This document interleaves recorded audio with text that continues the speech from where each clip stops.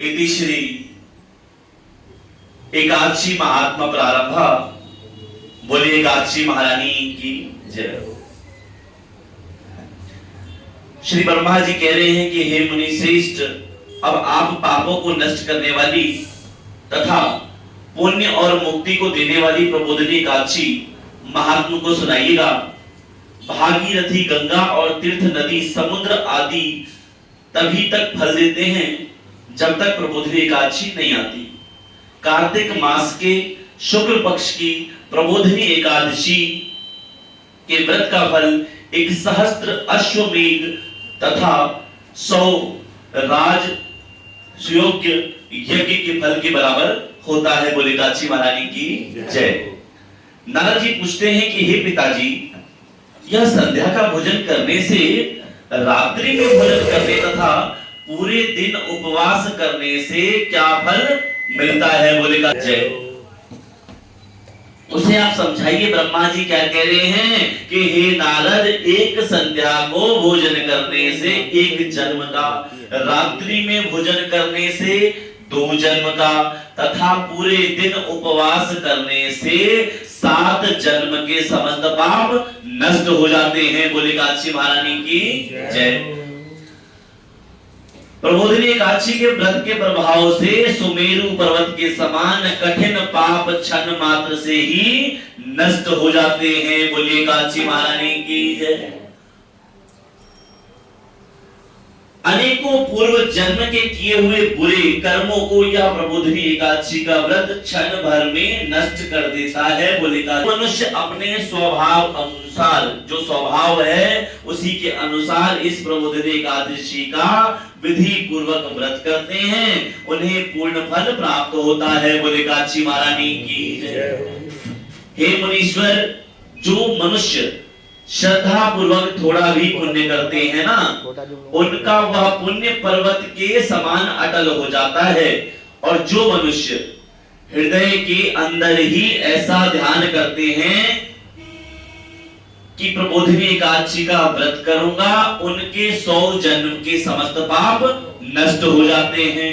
आने वाली 10 सहस्त्र 10,000 पीढ़ियां विष्णु लोक हो जाती हैं। बोले और नरक में अनेक दुखों को भोगते हुए पितृ विष्णु लोक में जाकर सुख भोगते हैं। बोलिए एकादशी महारानी की जय। अब ब्रह्म हत्या आदि महान पाप भी प्रबोधिनी एकादशी का व्रत करने से धुल जाते हैं। एकादशी के दिन अर्थात रात्रि को जागरण करने का फल अश्व के फल से अधिक होता है। समस्त तीर्थों में जाने तथा गौ, स्वर्ण, भूमि आदि के दान का फल कार्तिक मास के शुक्ल पक्ष की प्रबोधिनी एकादशी के रात्रि के बराबर होता है। बोलिए एकादशी महारानी की जय। जय काले में कंजूसी ना करे। बोले ठाकुर जी, अब इस संसार में जितने भी तीर्थ है ना, जितने भी तीर्थों की आशा की जा सकती है, सभी देव उठनी एकादशी का व्रत करने वाले के घर में रहते हैं। बोले एकादशी महारानी की जय। योगी, तपस्वी और इंद्रियों को जीतने वाला होता है। बोले एकादशी महारानी की जय। क्योंकि यह एकादशी भगवान विष्णु को अत्यंत प्रिय है। इसके व्रत के प्रभाव से बोले एकादशी महारानी की जय। इस एकादशी के दिन जो भगवान की प्राप्ति के लिए दान, तप, होम, यज्ञ आदि करते हैं, उन्हें अक्षय पुण्य प्राप्त होता है। बोलिए एकादशी महारानी की जय। देव उठनी एकादशी के दिन भगवान की पूजा करने से बाल, यौवन और वृद्धावस्था को रात्रि को जागरण करने का फल चंद्र सूर्य ग्रहण के समय स्नान करने के फल के सहस्त्र गुणा अधिक होता है। बोलिए एकादशी महारानी की जय। वह पुण्य मनुष्य के जन्म से लेकर जो पुण्य करता है, वह पुण्य देव उठनी एकादशी के व्रत के पुण्य के सामने व्यर्थ है। इसलिए हे नारद, तुमको भी विधि पूर्वक विष्णु भगवान की पूजा करनी चाहिए। जो मनुष्य कार्तिक मास में धर्म परायण होकर अन्य व्यक्तियों का अन्न नहीं खाते उन्हें चंद्रायन व्रत का फल मिलता है। बोले काशी महारानी की जय। कार्तिक मास में भगवान दान आदि से उतने प्रसन्न नहीं होते जितने की शास्त्रों की कथा सुनने से प्रसन्न होते हैं। बोले काशी महारानी की जय।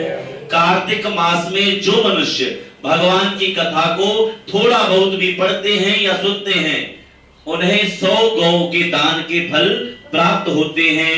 जो मनुष्य अपने कल्याण के लिए विष्णु भगवान की कथा सुनते हैं अपने कुटुंब का उद्धार करने एक सहस्त्र गौदान का फल पाते हैं।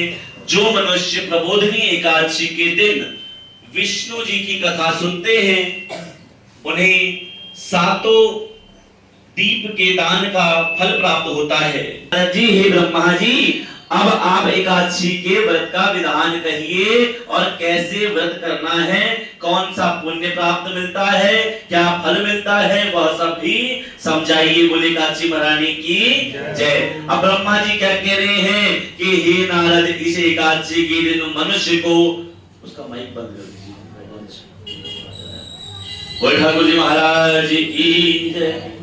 हे नारद जी, इस एकादशी के दिन मनुष्य को ब्रह्म मुहूर्त में उठना चाहिए, नदी तालाब कुआं आदि पर स्नान करते हुए समय व्यतीत करना चाहिए।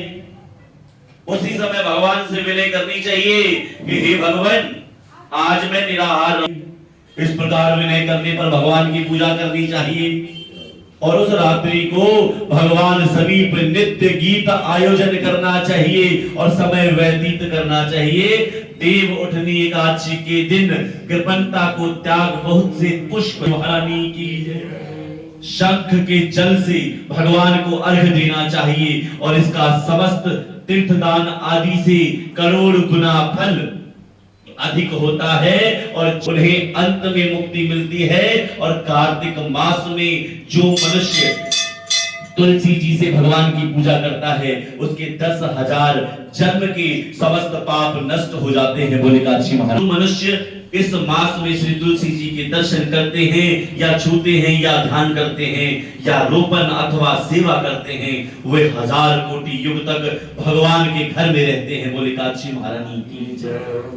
अब समस्त मनोकामनाओं को पूरा करने वाला भगवान कदम्ब पुष्प को देखकर अत्यंत प्रसन्न होते हैं और यदि कदम्ब पुष्प से पूजा की जाए तो यमराज के दुखों को नहीं पाता। बोले काशी महारानी की जय।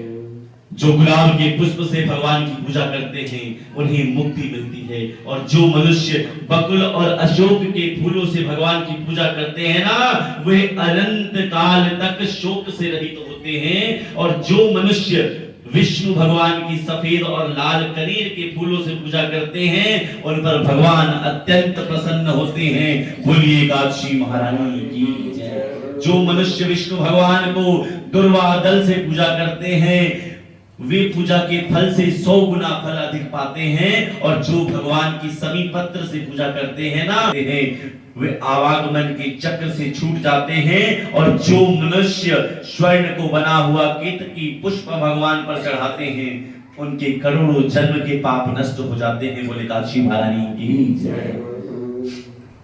जो मनुष्य भगवान को पीले और रक्त वर्ण कमल के सुगंधित फूलों से पूजा करते हैं उन्हें श्वेत द्वीप में स्थान मिलता है। बोले काशी महारानी की जय। इसलिए कहा जाता है पुष्प इत्यादि अवश्य चढ़ाएं। में स्नान करना चाहिए, स्नान करने के पश्चात भगवान की पूजा करनी चाहिए और इसके बाद पूर्ति के लिए ब्राह्मण को भोजन करवाना चाहिए, दक्षिणा देकर मीठे वाक्यों में द्वारा सभा करनी चाहिए और इसके उपरांत भोजन गौ और दक्षिणा से गुरु की पूजा करनी चाहिए। बोल ठाकुर जी महाराज की जय।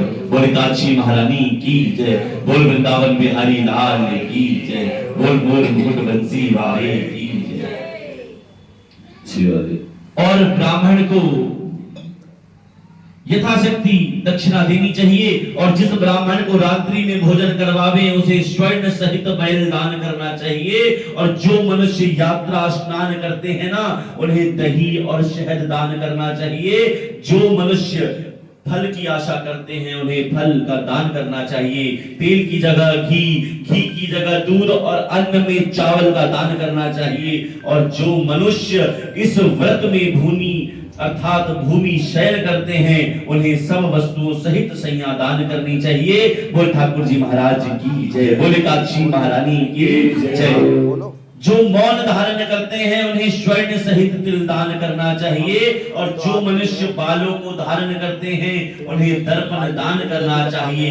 जो मनुष्य कार्तिक मास में उपानह धारण करना चाहिए। और जो इस मास में नमक त्यागते हैं उन्हें शक्कर दान करना चाहिए। बोल ठाकुर जी महाराज की जय।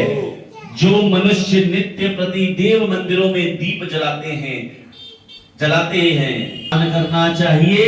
और जो मनुष्य चतुर्मास व्रत में किसी वस्तु को त्याग देते हैं उन्हें उस दिन से पुनः ग्रहण कर लेना चाहिए। बोले काक्षी महारानी की जय।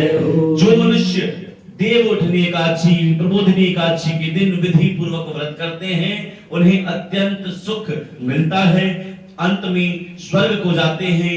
जो मनुष्य चतुर्मास व्रत को बिना किसी विघ्न के पूरा कर लेते हैं ना उन्हें फिर दोबारा जन्म नहीं मिलता। और जिन मनुष्यों के व्रत खंडित हो जाता है वह नरक को जाते हैं। और जो मनुष्य इस एकादशी के महात्म को सुनता है, पढ़ता है, उन्हें अनेक गौदान का फल प्राप्त होता है। बोलिए एकादशी महारानी की जय। श्री देव उठनी एकादशी व्रत महात्मा समाप्त। बोल ठाकुर जी महाराज की जय। श्रीमन नारायण नारायण नारायण